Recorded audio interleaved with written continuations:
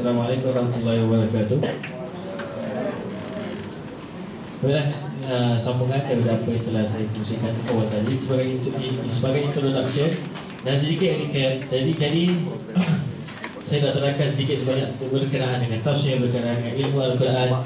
Boleh recap boleh tak apa yang awak dah dapat? At least saya dah cakap mungkin dalam 5-6 benda tadi. Apa yang perkara yang kita perlu tahu ataupun sebaiknya tahu apabila kita mau belajar tafsir ni. Surah terbagi kepada 2. Bagus. Pertama apa? Surah-surah Makkiyah. Maksudnya apa? Surah-surah yang diturunkan ke Mekah ataupun sebelum hijrah. Kemudian surah-surah Madaniyah. Jumlah surah dalam Al-Quran berapa banyak? 114 surah. 114 surah mengikut pandangan kebanyakan ulama. Lagi ada apa lagi benda-benda yang mungkin baru baru hari ni? Surah Makkiyah ada 86 surah. Surah Madaniyah ada 26 surah. Betul? Saya test je. 28 surah. Apa lagi? Al-Baqarah 286 kan? Dah ingat dah. Tadi dah boleh terus hafal surah Baqarah dah. Alhamdulillah. Jadi tadi berbalik pada tadi berbincangan tentang surah-surah Makkiyah. Surah-surah Makkiyah ni kebanyakannya surah-surah yang pendek, yang banyak mengisahkan ataupun mesej utama dalam surah Makkiyah ni adalah pengenalan tentang Allah Subhanahu Wa Taala. Sebab itu apabila kita ajarkan budak-budak, kalau kita ajarkan anak-anak kita, kita mulakan dengan apa? Surah-surah yang pendek-pendek ni kita bacakan 3 kul contohnya. Orang Melayu suka nama-namakan kan? 3 kul, ada yang 4 kul. Kul apa lagi? Kul wallahu ahad, kul a'udzu birabbil falaq, kul a'udzu birabbin nas. Ada yang kul ya ayyuhal kafirun. Untuk kita ajarkan anak-anak kita. Ajarkan anak-anak. Atau dulu kita belajar sendiri. Guru ngaji kita cakap pasal 3 kul. Pasal dalam surah-surah ini mengandungi pengenalan tentang Allah Subhanahu Wa Taala. Untuk apa? Supaya bila kita belajar, kita hafal, kita ulang-ulang dalam solat kita, kita pun lebih yakin dengan Allah Subhanahu Wa Taala. Itu maksudnya surah-surah pendek ini. Itu juga maksudnya surah-surah pendek ini bila diturunkan masa zaman jahiliyah itu. Bila diturunkan supaya orang lebih yakin, orang lebih kenal dengan Allah Subhanahu Wa Taala. Orang lebih nak dekat dengan Allah Subhanahu Wa Taala. Jadi bila kita baca surah-surah ni, untuk kita sendiri kenal Allah Subhanahu Wa Taala, untuk kita sendiri lebih dekat dengan Allah Subhanahu Wa Taala. Bila kita ajarkan anak-anak kita supaya anak-anak kita lebih yakin dengan agama Islam ini. Sekarang ni macam-macam lah cabaran-cabaran dia, kan, betul tak?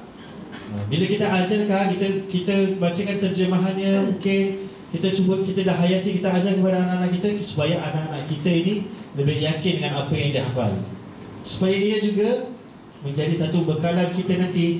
Bila anak-anak kita ini dah belajar, dah kuat iman dia, dah kuat pengenalan dia dengan Allah SWT, bila kita mati, tinggal anak-anak kita dah yakin Allah SWT, dia boleh berdoa dengan Allah SWT supaya menempatkan kita nanti di tempat yang baik. Tapi kalau kita tak ajarkan anak-anak kita tentang Allah SWT, tak ajarkan anak-anak kita tentang surah-surah yang pendek-pendek ni, kita cuma ajarkan anak-anak kita baca je tapi tak minta mereka menghayati, macam mana nanti anak-anak kita lebih yakin dan lebih kuat lagi apabila menghadapi cabaran-cabaran yang lebih kuat lagi di luar sana. Jadi itulah maksudnya, supaya kita pun sendiri kuat, anak-anak kita pun kuat. Jadi insyaAllah balik ni, kita bila ajarkan, kita baca-bacakan, kita mengharap dengan niat supaya anak kita lebih kenal, yakin dengan Allah SWT. Jadi insyaAllah sebagai permulaan tafsir pada hari ini, saya tak boleh nak bawa semua lah, itu ada 36 juz amma tu. Apa yang saya buat adalah saya pick mana-mana surah-surah yang ingin saya kongsikan. Kalau nak bawa semua memang banyak, kita tak habis 1 tahun, tak habis, mungkin 2 tahun, 3 tahun tak habis lagi. Jadi apa yang saya pick and choose saja ayat-ayat yang mungkin lebih dekat dengan kita, ataupun ayat-ayat yang mungkin lebih dekat untuk kita ambil manfaatnya secara bersama, insya-Allah. Jadi untuk permulaan surah Al-Alaq. Surah Al-Alaq. Saya harap sebagai permulaan, biasanya saya lebih selesa kalau kita dapat baca sama-sama dulu. Jadi mungkin doa yang hadirin yang ada, mungkin ada nak bawa Quran tak apa. Kalau lain kali ke depan boleh bawa Quran, sebab kita baca bersama. Sebab baca bersama pun insya-Allah dapat pahalanya, insya-Allah. Kalau saya baca surah, saya surah dapat pahala. Tak nak pahala ke? Jadi baca sama-sama, kita baca sama-sama jadi sama-sama dapat kita pahala, dapat sama-sama kita ambil manfaatnya, dan sama-sama dapat kita lebih menghayati apa yang terkandung dalam surah tersebut. Jadi mungkin ada yang ada Quran boleh buka untuk kita hayati maknanya, ataupun kita baca surah tersebut secara bersama, insya-Allah. Surah Al-Alaq. Baiklah, kita mulakan. A'udzu billahi minasy syaithanir rajim. Bismillahirrahmanirrahim. Iqra bismi rabbikal ladzi khalaq. Khalaqal insana min 'alaq. Iqra wa rabbukal akram. Alladzi 'allama bil qalam. 'Allamal insana ma lam ya'lam. Kalla innal insana la yatgha ar-ra'ahu istaghna. Inna ila rabbika ruj'a. Ara'aita alladhi yanha 'abdan idza shalla.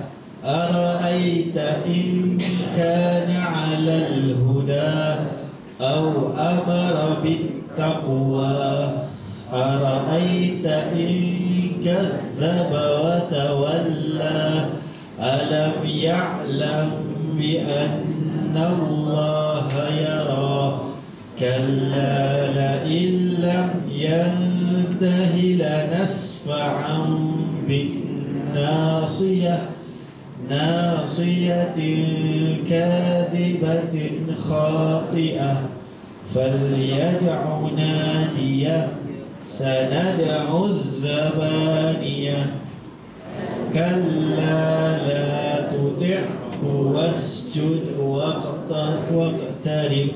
Subhanallah walhamdulillah wa la ilaha illallah wallahu akbar. Alhamdulillah. Baik, mari sama kita hayati apa yang termaktub daripada surah ini. Ayat pertama dari surah ini, saya rasa semuanya jelas tentang surah Al-Alaq. Surah yang pertama diturunkan oleh Allah Subhanahu Wa Taala, diwahyukan oleh Allah Subhanahu Wa Taala kepada Nabi Muhammad sallallahu alaihi wasallam. Lebih-lebih lagi 5 ayat yang pertama daripada surah ini. 5 ayat pertama daripada surah ini adalah wahyu pertama Allah Subhanahu Wa Taala turunkan kepada Nabi Muhammad sallallahu alaihi wasallam. Jadi semua saya rasa semuanya jelas dan semuanya tahu bahawa ini adalah wahyu pertama Allah Subhanahu Wa Taala turunkan untuk Nabi Muhammad sallallahu alaihi wasallam semasa dia bersendirian bermunajat dengan Allah, bermunajat sendirian di dalam gua. Gua apa? Gua Tur. Gua Hira. Gua Hira. Dalam Gua Hira. Jadi ayat pertama atau wahyu pertama yang Allah Subhanahu Taala turunkan ini ada ceritanya. Ceritanya pertama sekali sebelum Nabi SAW dapat wahyu ini, dia telah bermimpi. Ini hadis yang diriwayatkan oleh Aisyah menceritakan macam mana Nabi SAW dapat wahyu ini. Diriwayatkan oleh Imam Bukhari dalam kitabnya, dalam kitab sahihnya. Dikatakan bahawa Nabi SAW bermimpi beberapa hari atau beberapa ketika sebelum dapat wahyu ini. Dia mimpi dulu. Mana dia mimpi tentang perkara-perkara yang akan berlaku. Kemudian mimpi itu sangat-sangat mengganggu dia. Jadi apa dia nak buat? Dia rasa dia nak bersendirian, dia nak duduk seorang-seorang lah. Dia nak pergi tenangkan diri dia. Jadi dia keluar daripada kota Mekah untuk dia bersendirian. Apabila dia tengah bersendirian tu, dan matahari, bila pagi-pagi tu matahari naik, dia nampak bila matahari terbit tu sama seperti mimpi dia. Macam kalau orang sekarang cakap apa? Deja vu kan? Deja vu. Macam gitulah, deja vu. Macam pernah termimpi, ternampak. Begitulah Nabi SAW. Dia ternampak, menunjukkan apa? Bahawa ada sesuatu, ada something yang akan berlaku padanya, tapi dia tak tahu lagi apa benda. Jadi dia ambil keputusan untuk dia bersendirian, untuk dia bermunajat. Dia nak menjauhkan dirinya daripada kaumnya yang telah banyak melakukan keingkaran, maknanya tengah banyak melakukan sembah berhala dan sebagainya. Jadi nak sendirian. Dalam masa dia sendirian itu, barulah pada satu ketika datang padanya malaikat Jibril, mengangkat dia, letakkan dia di dinding, dan malaikat Jibril cakap apa? Bacalah, Iqra. Itu perkara yang, tapi dia tak kenal malaikat Jibril siapa. Jadi perkara pertama yang makhluk itu ataupun malaikat Jibril cakap padanya, Iqra. Kata, aku tak boleh baca. Iqra, aku tak boleh baca. Buat cerita ni, aku tak boleh baca. Dan pada kali ketiga, malaikat Jibril bacakan, Iqra bismi rabbikal ladzi khalaq. Iqra bismi rabbikal ladzi khalaq, khalaqal insana min 'alaq, Iqra wa rabbukal akram, alladzi 'allama bil qalam, 'allamal insana ma lam ya'lam. 5 ayat pertama yang dibacakan pada Rasulullah SAW oleh malaikat Jibril. Jadi itulah ceritanya, macam mana Nabi SAW awal-awal dapat wahyu. Begitu pertama-tama sekali wahyu yang dia ceritakan. Jadi bila dah habis baca tu, malaikat Jibril pun pergi.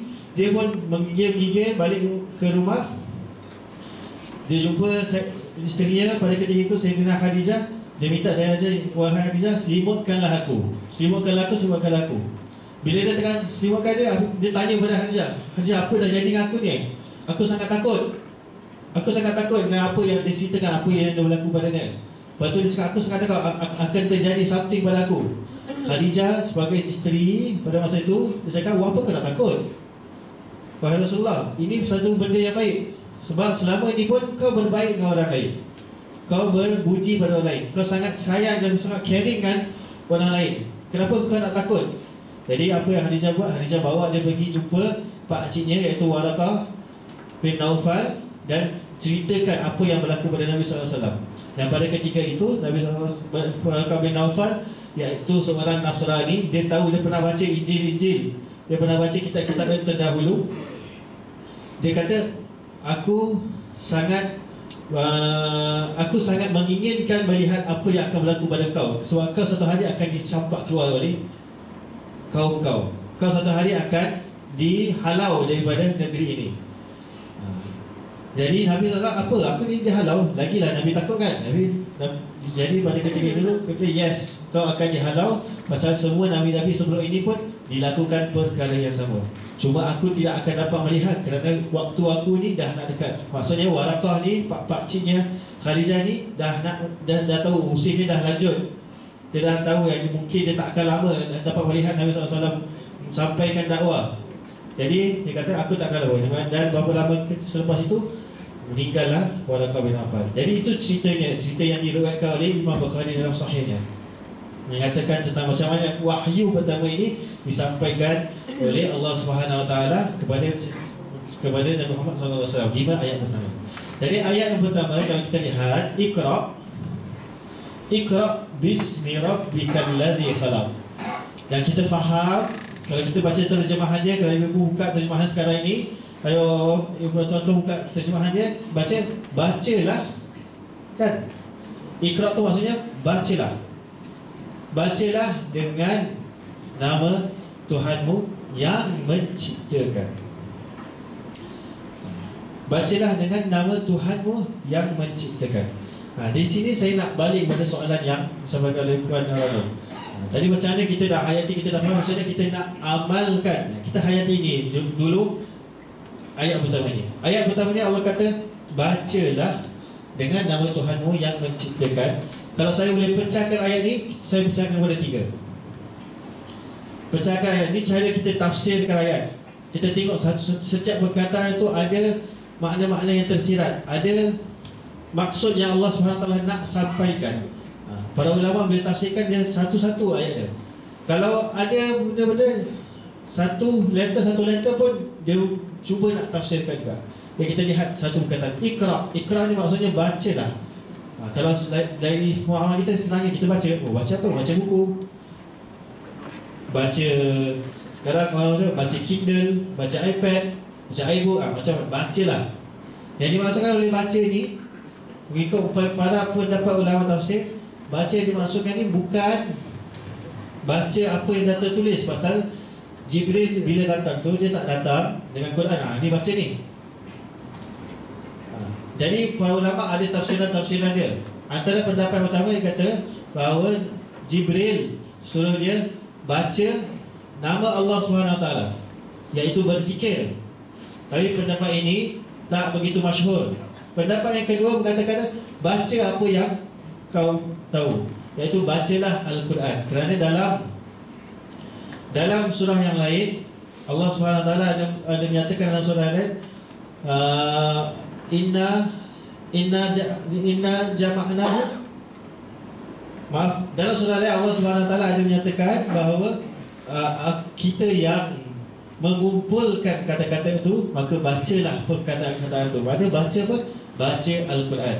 Allah SWT perintah pertama yang diturunkan oleh Allah SWT kepada Muhammad untuk membaca Al-Quran. Ini perintah ataupun ini benda yang dia nak sampaikan kepada Nabi Muhammad SAW untuk dia membaca. Dan daripada pembacaan ini, para ulama beliau menafsirkan dia bukan setakat baca apa yang dah termaktub saja.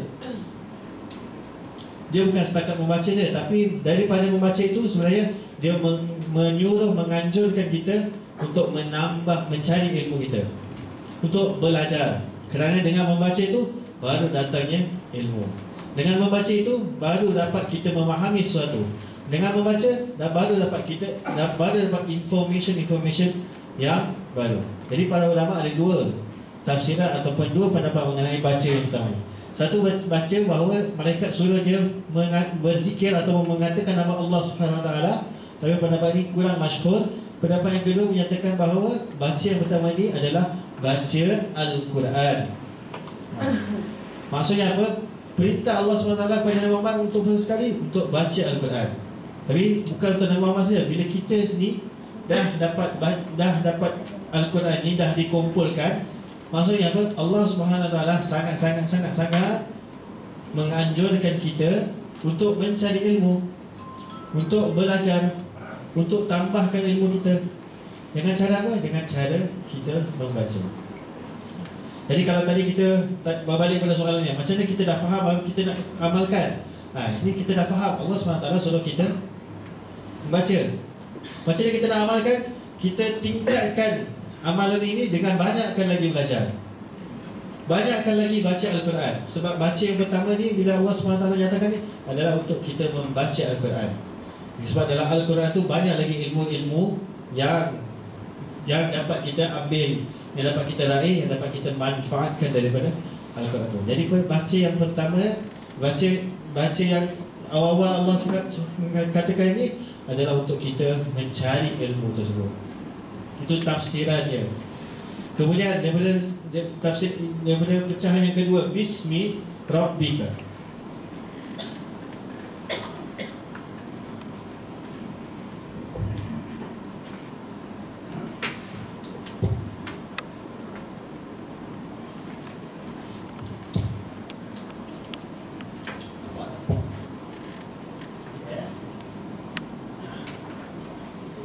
Kemudian yang kedua, kalau dipecahkan, Allah kata dalam ayat ini, bacalah dengan nama Tuhanmu. Allah mengarahkan, Allah memerintahkan kepada Nabi Muhammad SAW apabila membaca, mulakan dengan apa?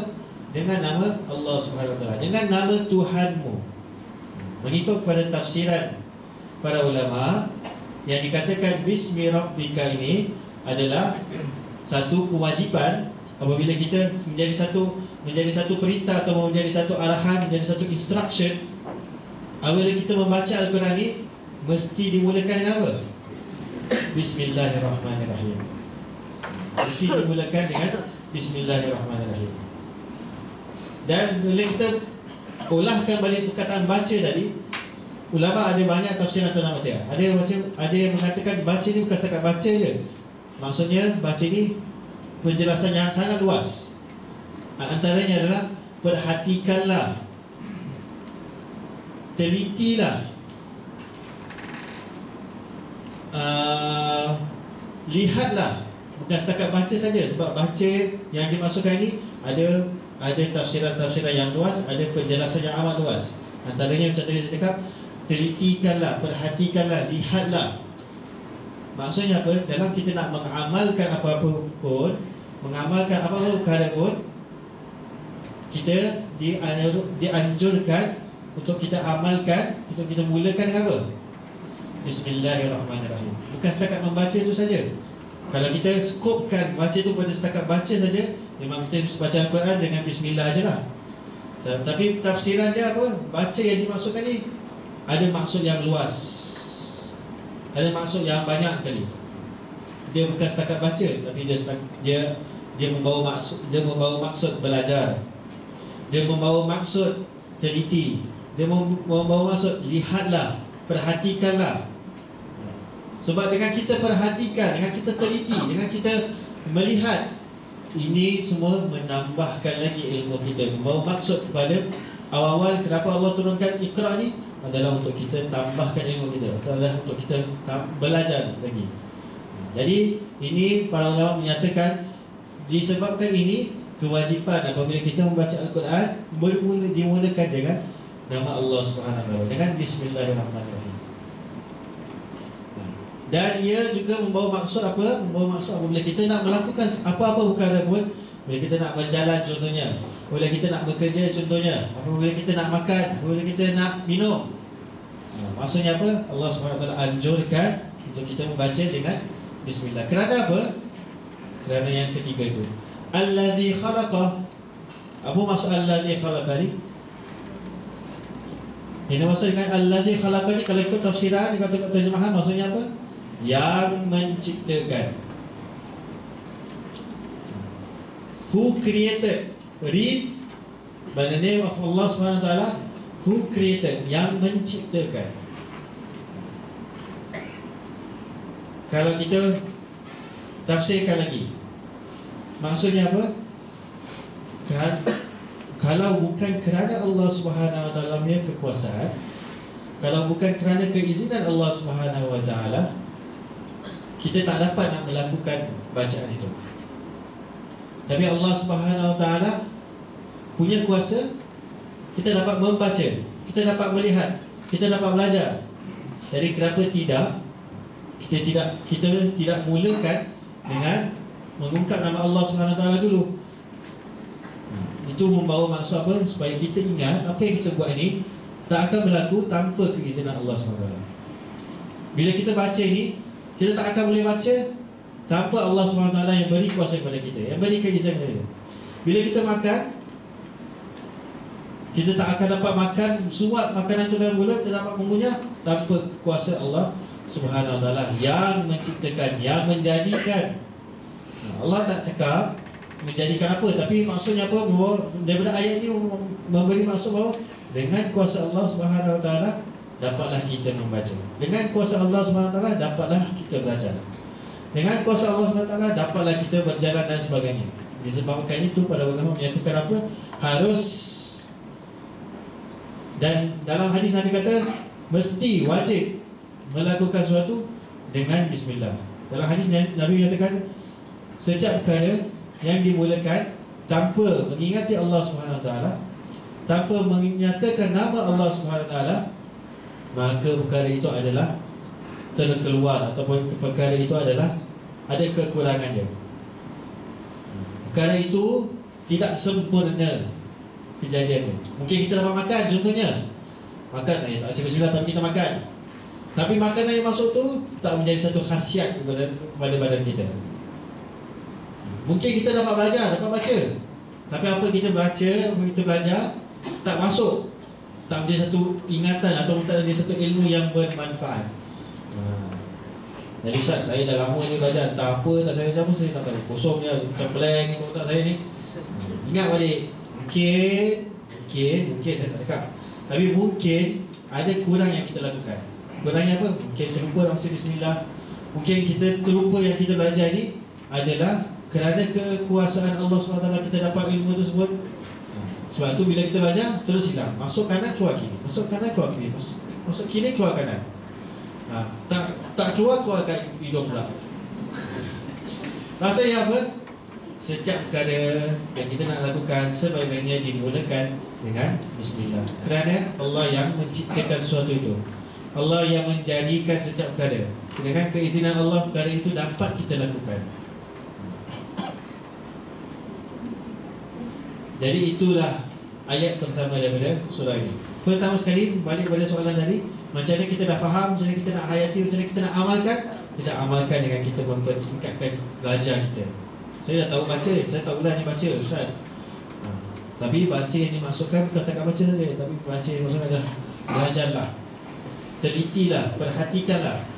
Sebab dalam ayat yang seterusnya, bila kita baca Iqra' bismi rabbikal ladzi khalaq, khalaqal insana min 'alaq. Kemudian ayat seterusnya bila Allah SWT nyatakan khalaqal insana min 'alaq, Dia yang menciptakan kamu daripada segumpal darah. He who created you, He who created human from a clot, daripada segumpal darah. Dia menciptakan manusia itu daripada segumpal darah. Kita dah faham Allah SWT menjadikan setiap perkara. Kalau kita balik kepada kenapa Al-Quran ini diturunkan pada orang Mekah pada masa itu, adalah untuk kita mengenalkan Allah SWT. Ini mesej pertama. Mesej pertama, Allah SWT kenalkan diri dia sebagai yang menciptakan. Supaya apa? Supaya orang-orang Mekah yang dulunya orang-orang Mekah ni, dia bukan tak kenal Allah, dia kenal Allah SWT. Dia tahu Allah SWT, tapi syirik Allah SWT, buat perkara yang lain. Tak percaya Allah SWT dalam keadaan yang sepatutnya dia percaya, beriman dengan Allah SWT. Jadi Allah ini, bila Allah turunkan ayat pertama ni, untuk betulkan balik bahawa Allah SWT yang menciptakan. Sebab ada di antara orang jahilah pada zaman itu ingat bahawa Allah itu ada link dengan jin, Allah itu ada anak-anak, Allah itu ada dilahirkan dan sebagainya. Ada pemahaman-pemahaman yang salah di dalam kaum jahilah pada zaman itu. Jadi ayat pertama ni untuk betulkan balik pemahaman orang-orang pada zaman itu tentang Allah SWT, iaitu Allah yang menciptakan. Khalaqal insana min 'alaq. Kemudian ayat kedua lebih menarik lagi. Terus Allah menyatakan tentang manusia. Dia menciptakan manusia daripada segumpal darah. Kita dah faham Allah yang menciptakan. Kemudian Allah dalam banyak benda yang Allah cipta, first kali wahyu yang pertama kali turun ni, Allah sebut pasal apa? Pasal manusia. Allah boleh cakap Allah ciptakan bumi, Allah boleh cakap Allah ciptakan langit dulu, tapi Allah sebut dalam wahyu pertama ni manusia. Kenapa? Kerana dia related dengan surah sebelum surah Al-Alaq ni. Surah Al-Alaq ni surah At-Tin. Dalam surah At-Tin, mesej utama dia adalah menyatakan tentang kejadian manusia. Yang manusia ini adalah sebaik-baik kejadian yang Allah SWT ciptakan. Jadi bila wahyu pertama bila turun ni, itu daripada susunan ayat lah, maknanya daripada selepas surah At-Tin, surah Al-Alaq. Lepas tu dalam surah Al-Alaq ni ada cakap pasal manusia. Wahyu pertama bila Allah turunkan wahyu pertama ni, Allah cakap pasal manusia, menunjukkan apa? Tingginya martabat manusia itu. Dalam banyak-banyak perkara yang Allah SWT ciptakan, manusia lah yang paling tinggi sekali darjatnya. Seperti yang termaktub dalam surah At-Tin. Laqad khalaqnal insana fi ahsani taqwim. Telah kami jadikan manusia itu sebaik-baik ciptaan. Dan wahyu pertama yang Allah turunkan, Allah cakap pasal manusia. Menunjukkan apa? Betapa mulianya, betapa tingginya kedudukan manusia itu dalam ciptaan-ciptaan Allah yang baik. Dan menurut pandangan ulama juga nyatakan bahawa kenapa Allah SWT ciptakan manusia ini, kerana mesej yang utama ni, mesej belajar, mesej baca, mesej suruh untuk kita lihat, untuk kita kaji ni, khususnya untuk siapa? Untuk yang kedua tadi, ayat kedua, untuk manusia. Iqra tu untuk manusia. Sekarang ni kita dah ada Al-Quran di depan mata kita, tapi kita buat apa? Jadikan hantaran. Lepas tu jadikan hantaran buat apa? Simpan dalam almari cantik hantaran tu. Al-Quran jadi hantaran cantik, simpan dekat almari. Tak mengamalkan apa yang sepatutnya dia buat. Manusia tu tak mengamalkan apa yang Allah SWT suruh dalam Al-Quran tu. Jadi belajar tu adalah untuk manusia. Jadi sebab itu Allah SWT ayat kedua je Allah dah cakap pasal manusia. Kerana apa? Sebab Al-Quran ni turun untuk manusia. Aku suruh kau baca Al-Quran ni bukan untuk binatang-binatang, bukan untuk benda-benda lain, bukan untuk langit. Al-Quran ni bila suruh baca ni adalah untuk manusia, supaya kita belajar. Jadi sebab itu bila kita buka, kita baca ni, kita faham Allah jadikan khalaqal insana min 'alaq, Allah jadikan manusia. Kalau kita baca itu okey, habis. Tapi sebenarnya kita linkkan balik ayat tu dengan ayat pertama. Iqra tu untuk siapa? Untuk manusia. Khalaqal insana min 'alaq. Dan cantiknya dalam banyak perkara yang Allah cakap ni, Allah suruh baca Al-Quran, Allah cakap pasal alaq. Alaq ni apa? Segumpal darah, clot. Maksudnya apa? Manusia ini diciptakan, semua manusia ini diciptakan daripada segumpal darah, selain daripada Nabi Adam dan Hawa saja. Yang lain-lainnya semua diciptakan. Sebab tu ayat yang seterusnya, Iqra wa rabbukal akram. Ada dua kali Iqra. Iqra yang pertama dan juga Iqra yang kedua. Ada dua belajar, ada dua baca yang Allah SWT sebutkan dalam wahyu utama ni. Apa ni? Repeat balik pula. Dalam Al-Quran kalau kita baca, ada benda-benda yang di-repeat 2-3 kali. Di-repeat 2-3 kali bukan pasal mistake, bukan pasal tersalah. Kalau saya repeat tu memang saya main happy baca cakap repeat. Tapi Allah SWT bila Al-Quran cakap repeat ni, dia ada sebab, ada yang dia nak kita ponder upon ni. Repeat yang Iqra yang kedua ni maksudnya apa tadi? Yang pertama, Iqra, bacalah Al-Quran.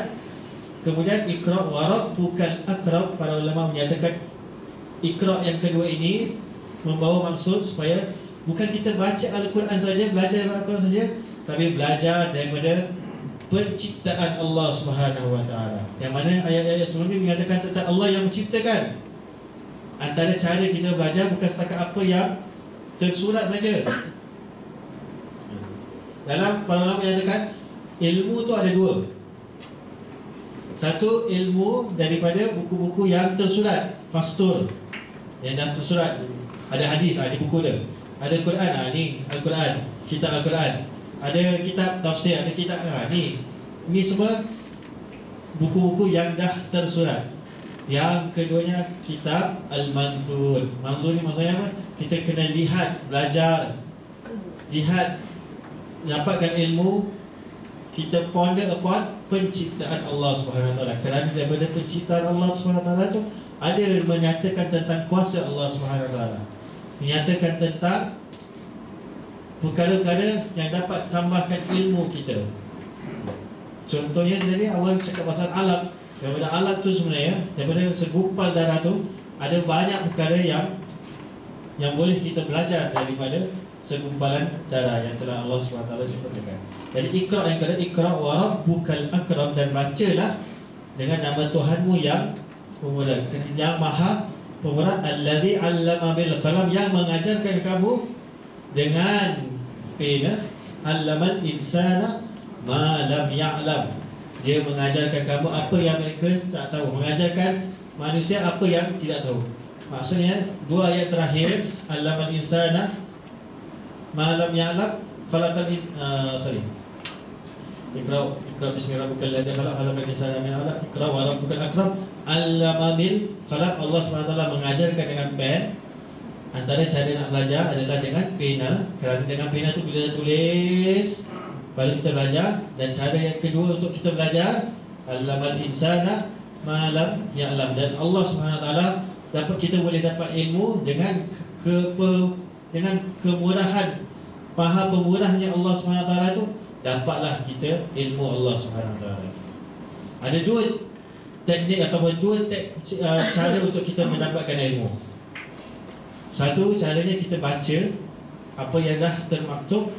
Begitu dengan cara kita melihat apa yang dah terjadi. Kerana Allah yang maha pemurah yang akan mengajarkan kita kalau kita ponder upon ni.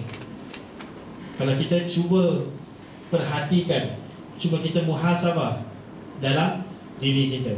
Dan ini banyak sekali dalam Al-Quran Allah SWT nyatakan dalam ayat-ayat lain. Penciptaan manusianya macam mana contohnya. Langit-langit dan bumi macam mana Allah SWT ceritakan. Galaksi yang Allah SWT ada yang di luar sana yang kita tak nampak, Allah SWT pun ada letak dalam. Kalau kita tak ponder upon this, kita tak akan dapat melihat kuasa Allah SWT. Jadi dari 5 ayat pertama ni sebenarnya mengajak kita untuk kita lebih mengenal Allah SWT dengan apa? Dengan kita belajar, kita baca Al-Quran. Dan bukan setakat dengan baca Al-Quran saja, dengan kita melihat tentang kejadian-kejadian Allah SWT. Kerana dengan kemurahan Allah SWT itu, kita dapat belajar daripada pena yang kita tulis. Dan juga dengan kemurahan Allah SWT itu, kita dapat belajar daripada apa yang Allah ilhamkan kepada kita selepas kita muhasabah, selepas kita lihat kejadian Allah SWT. Jadi inilah mesej daripada 5 ayat pertama, wahyu pertama Allah SWT. Bukan untuk Nabi Muhammad SAW je. Ini kan untuk Nabi, dia tak payahlah. Tapi macam tadi saya hadis yang pertama saya kongsikan, Nabi SAW tinggalkan Al-Quran untuk kita pegang. Kalau kita berpegang padanya, kita tidak akan sesat. Jadi ini pun adalah mesej untuk kita juga. Daripada tafsiran daripada 5 ayat pertama daripada surah Al-Alaq ini, saya nak bawa satu video sebagai penutup, insyaAllah. Maaf lambat sikit hari ini. Sebagai penutup ataupun sebagai ending of this session untuk hari ini, saya nak bawa satu video untuk kita sama-sama perhatikan, untuk sama-sama kita ponder upon something yang Allah SWT cakap dalam Al-Quran. Allah kata belajar tu bukan setakat daripada apa yang dah tersurat je kan, yang tersirat, yang penciptaan Allah SWT, baru kita dapatkan ilmu tersebut.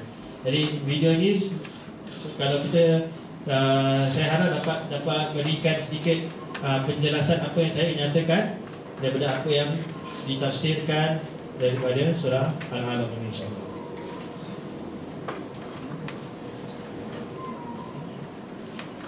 Di sini ada soalan berkenaan dengan bagaimana umat-umat yang terdahulu melakukan solat. Bagaimana umat, saya dah buat soalan tapi first kali nampak kasut. Ingat soalan kasut.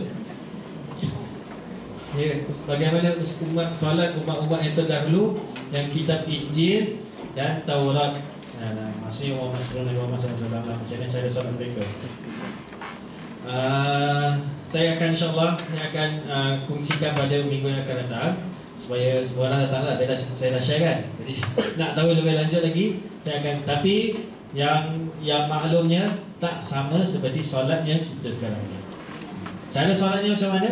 InsyaAllah akan saya kongsikan pada minggu yang akan datang. Jadi waktu sini saya kongsikan ini dulu sebagai tambahan pemahaman kita daripada 5 ayat pertama surah Al-Alaq.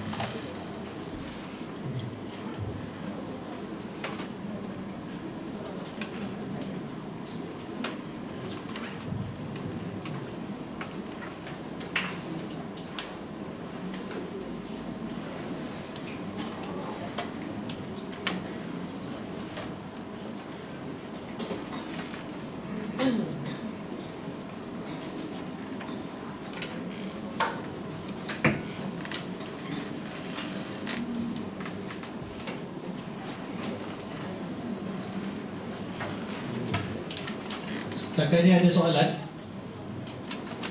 Ada?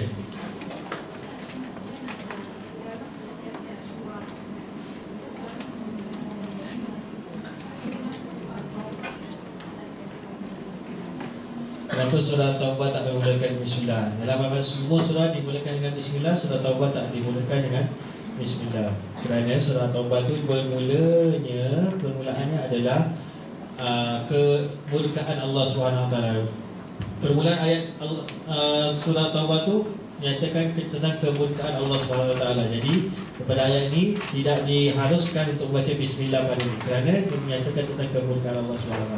Jadi cantiknya Al-Quran, setiap kali itu dimulakan dengan Bismillah. Tapi tentang yang kemurkaan Allah SWT ini, tentang khusus kepada orang-orang kafir pada masa itu, dalam surah At-Taubah ni tak dimulakan dengan Bismillah. Jadi surah At-Taubah ni tidak bermula dengan Bismillah. Terus baca ni, bara'atu minallahi. Terus baca demi permulaan itu. Jadi disebabkan itu juga ada pendapat ulama menyatakan Quran ini 113 surah. Pasal apa? Dia campurkan surah Taubah dengan surah yang sebelumnya, surah Araf. Dicampurkan jadi satu surah. Tapi sebenarnya kalau ikut mazhab yang pendapat para ulama yang kebanyakan menyatakan ada 114 surah. Surah Al-A'raf dan surah Taubah ni berlainan. Dia cuma tak dipisahkan dengan Bismillah saja. Okey.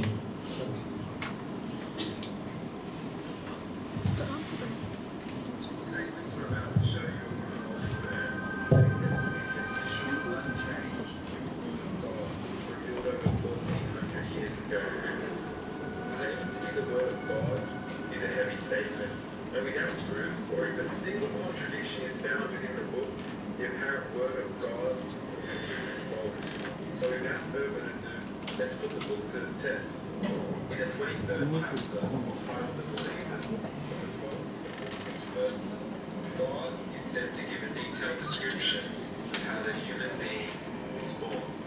It begins by saying, "We then placed him as a sperm drop in a place of settlement, firmly fixed. Then we made the drop into a alaqah." We will translate this word very soon.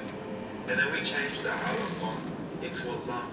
Then we made out of that lump into bones. And then we clothed the bones with flesh. Then we caused him to grow and come into being and attain a definitive human form. In the 21st century, we can now safely say that this verse is clearly describing the process of human development in correct chronological order. However, what we should be paying attention to in particular is the second stage, referring to the development of the embryo. The specific word used to describe the embryo in this verse is the word alaqah. The word alaqah, when translated into English, can mean three separate things.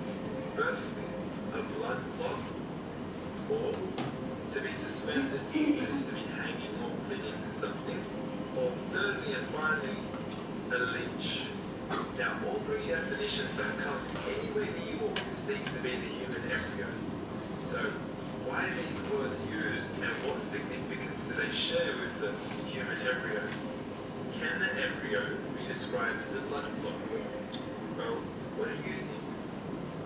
In the third week of embryonic development, a tubular heart joins with the blood vessels to form a primordial cardiovascular system. And by the end of the third week, the blood is circulating and the heart begins to beat on day 21. The first thing that comes to mind in regards to being suspended or hanging is the umbilical cord. But we can't use that example because we are simply referring to step 2 before the baby has even formed. But we now know today that the umbilical cord is formed from the connecting stalk. And the connecting stalk is formed as soon as the embryo is formed. The embryo's connecting stalk has even been described by John Allen and Billy Kramer as an object to suspend the developing embryo in an extra embryonic column. So an embryo is suspended and does have a strong resemblance with the blood clot. What on earth would an embryo have to do with a leech? Figure A shows the structure of an embryo at 25 days. Figure B shows a leech. Now please note once again that the embryo in this stage is no greater than the size of a kernel of wheat. This is an X-ray of the embryo at 22 days. This is the internal structure of the leech. It's mind-blowing stuff, but you still haven't seen anything yet. This is the head of the embryo at 22 days. The detail you are seeing right now is absolutely impossible to be seen with the human eye and can only be seen with a microscope. This is the back end of the leech. There's no other words used to describe this other than mind-blowing. The pictures we have shown you are impossible to be seen with the human eye or even to be predicted by the human mind. Once again, the verses we have shown you were revealed over 1,400 years ago to a man who couldn't read nor write. Are these the words of God? Descriptions of the human embryo in the Quran cannot be based on scientific knowledge in the 7th century. The only reasonable conclusion is that these descriptions were revealed to Muhammad from God, from God, from God, from God, from God, from God.